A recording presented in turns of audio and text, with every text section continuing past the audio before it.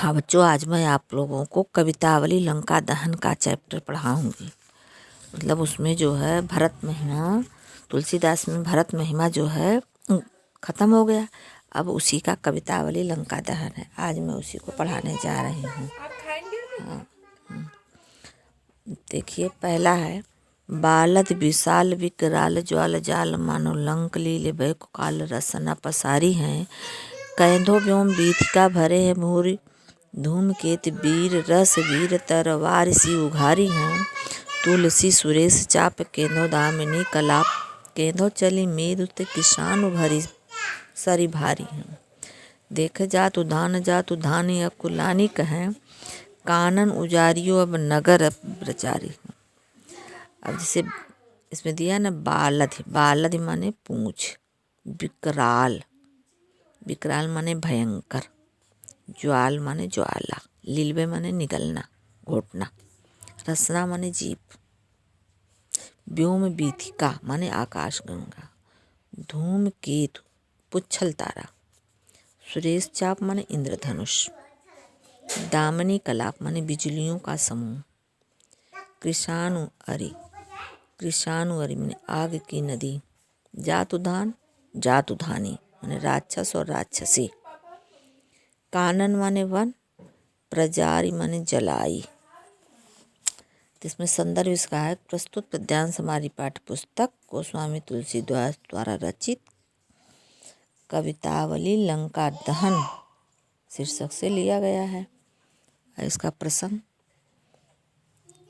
इस प्रस्तुत पद्यांश में कवि तुलसीदास जी ने हनुमान जी द्वारा किए गए लंका दहन का बहुत ही सुंदर वर्णन किया है।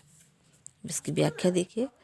हनुमान जी की विशाल पूंछ से निकलती हुई भयंकर अग्नि की ज्वाला को देखकर या लपटों को देखकर ऐसा प्रतीत हो रहा था मानो लंका को निगलने के लिए अग्नि ने अपनी जिह्वा फैला दी है।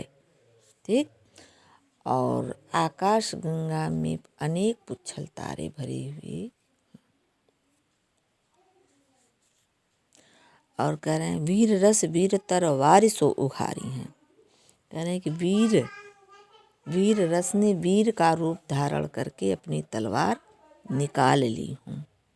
तुलसी सुरेश चाप केधो दामनी कलाप। हनुमान जी की जलती हुई पूंछ को देखकर तुलसीदास जी कह रहे हैं कि यह आकाश में स्थित इंद्र का धनुष है या बिजलियों का समूह है, या कह रहे हैं ना केधो माने या होता है, कहने केधो चली मेरु ते कृषाण सरी भारी, अथवा सुमेरु पर्वत से अग्नि की कोई भयंकर नदी प्रवाहित हो रही या बह रही है। केधो जातु धानी अकुलानी कहे कानन उजारियो अब नगर प्रजारी है। हनुमान जी की उस विशाल भयंकर रूप को देखकर राक्षस और राक्षसनियाँ व्याकुल होकर कहने लगे कि पहले तो इस बानर ने अशोक वाटिका को ही उजाड़ दिया था और अब लंका को जला रहा है। अब हम लोगों को बचाने वाले भगवान ही हम लोगों की रक्षा कर सकते हैं। इसमें रस कौन सा है? भयानक रस है, भाषा ब्रज भाषा है, और अलंकार उत्प्रेक्षा अलंकार, संदेह अलंकार भी है। ठीक है। दूसरा है हाट बाट कोट ओट अट्टनी अंगार पौरी खोरी खोरी दौरी दौरी दीनी यति आगी है। भारत पुकारत संभारत न को काहूँ व्याकुल जहाँ सो तहाँ लोग चले भागी हैं। बालद बीर फिरामे बार बार राम झरे बूंदिया से लंक पघिलाई पाग पागी हैं। तुलसी बिलोक यकुलानी जातु धानी कहे चित्रहूँ कह कापि सो निशाचर न लागे हैं। ठीक है। अब हाट माने बाजार, बाट माने रास्ता मार्ग, कोट माने किला, ओट माने आड़, अटनी अट्टारी, अगार माने घर, पौरी माने घर के मुख्य द्वार का जो स्थान था, खोर माने गली गली में, आरत माने दुखी, बालद माने पूंछ, सहरावय माने फटकारना, पटकना। बूंदिया, बूंदों के आकार का बूंदिया। पाग, पाग ही है, चाशनी बनाना। पाग माने चाशनी। बिलोक माने देखना। जात उधार माने राक्षसियाँ बताए थे।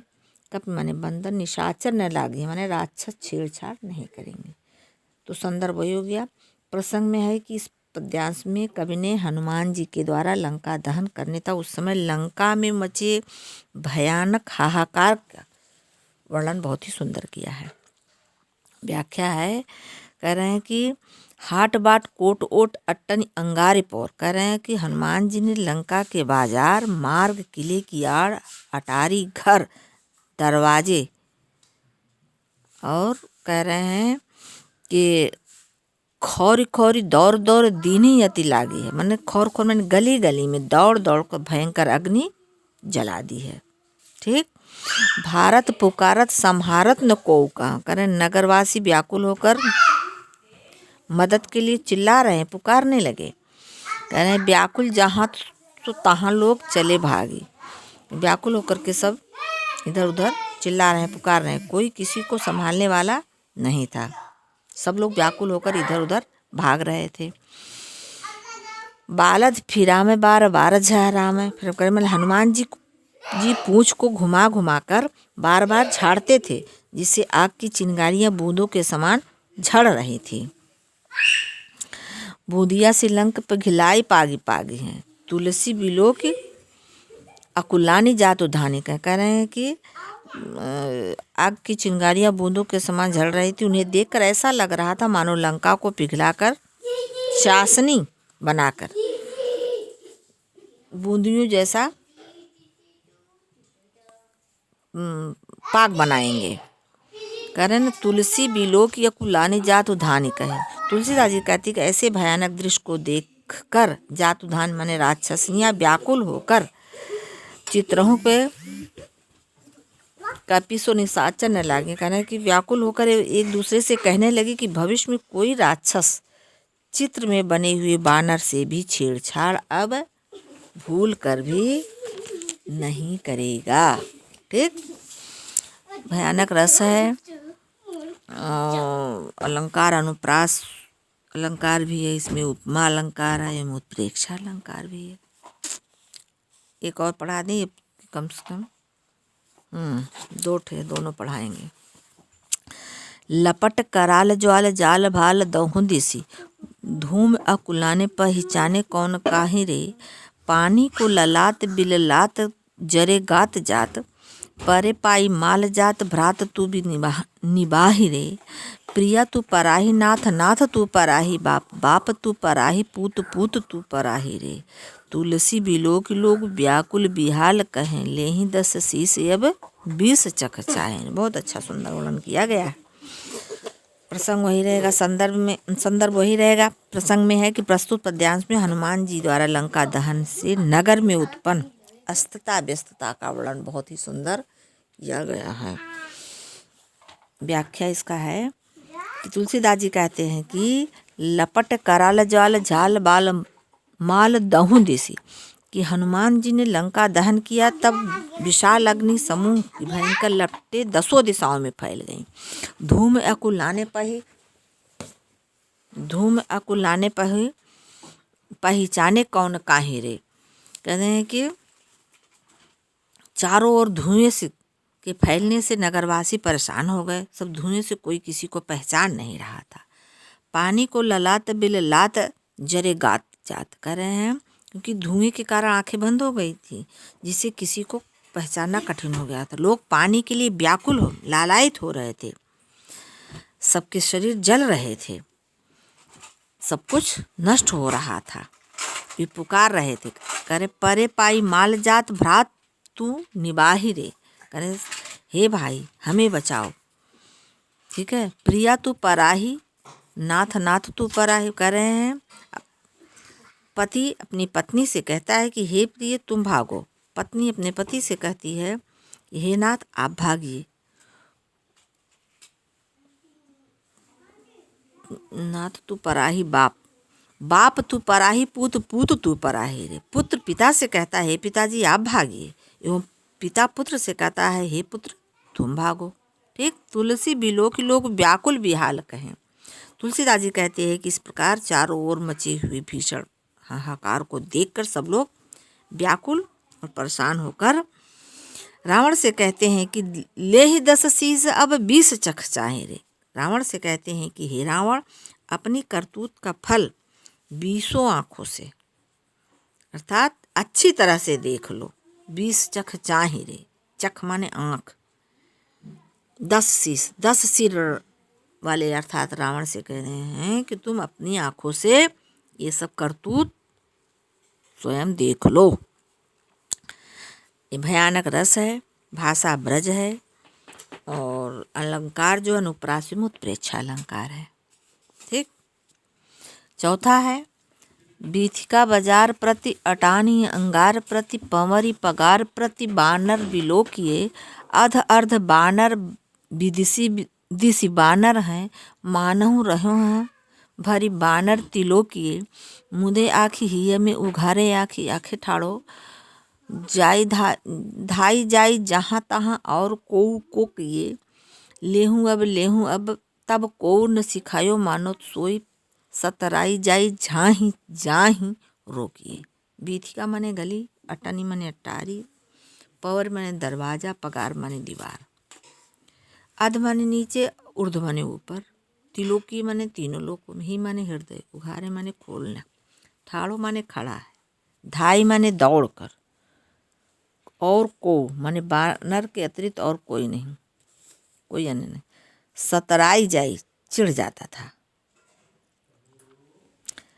प्रसंग है कि प्रस्तुत पद्यांश में लंका दहन के पश्चात लंका वासियों में भय का वर्णन किया गया है। कह रहे हैं कि बीथिका बाजार प्रति अटनी अगार प्रति लंका वासियों ने नगर के गलियों, बाजारों, अटारियों, घरों, दरवाजों, दीवारों पर हर जगह बानर ही बानर दिखाई पड़ने। पवरी पगार प्रति बानर बिलो किया, हर जगह जो है उनको बानर ही बानर दिखाई पड़ने लगा।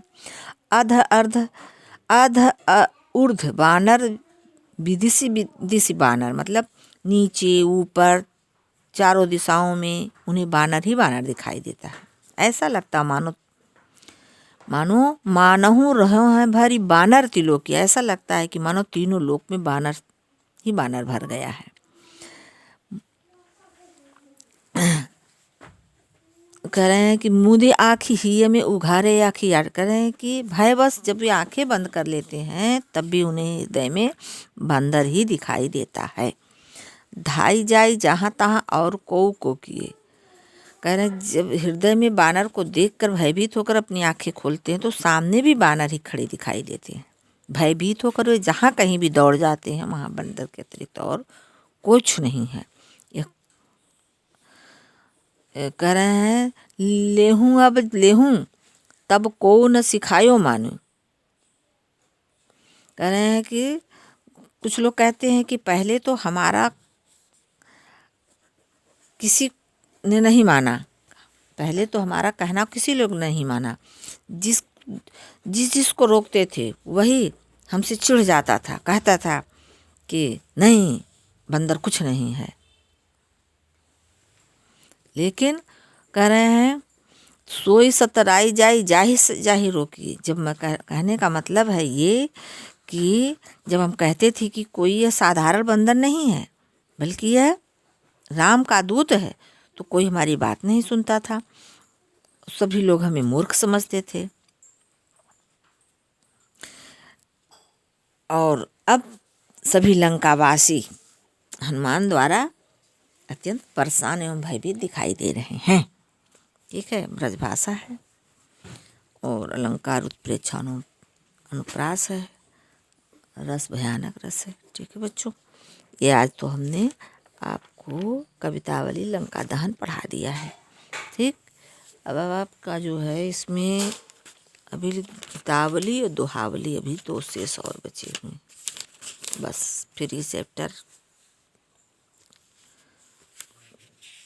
को गीतावली दोहावली, अच्छे विनय पत्रिका भी आपका बचा हुआ है इसी में। चलिए ठीक है, पढ़ा देंगे, यही 3 ठे और रह जाएगा। ठीक है बच्चों, थैंक यू बच्चों।